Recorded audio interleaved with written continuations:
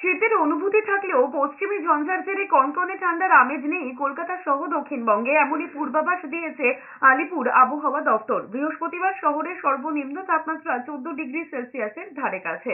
আগামী কয়েকদিন স্থায়ী হবে শীতের এই আমেজ। সপ্তাহের শেষে আমেজ আরেকটু বাড়তে পারে, কিন্তু নতুন করে পারদ পতনের পথে বাধা পশ্চিমী ঝঞ্ঝা। 18ই জানুয়ারি শনিবার নতুন করে ঝঞ্ঝা ঢুকবে বলে জানাচ্ছে আলিপুর আবহাওয়া দফতর।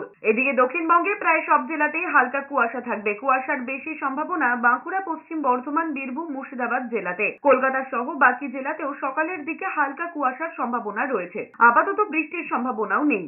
এদিকে উত্তরবঙ্গের 5 জেলায় ঘন কুয়াশার সতর্কতা জারি করেছে হাওয়া অফিস। দার্জিলিং, জলপাইগুড়ি, কোচবিহার, উত্তর ও দক্ষিণ দিনাজপুরে ঘন কুয়াশার দাপট রয়েছে।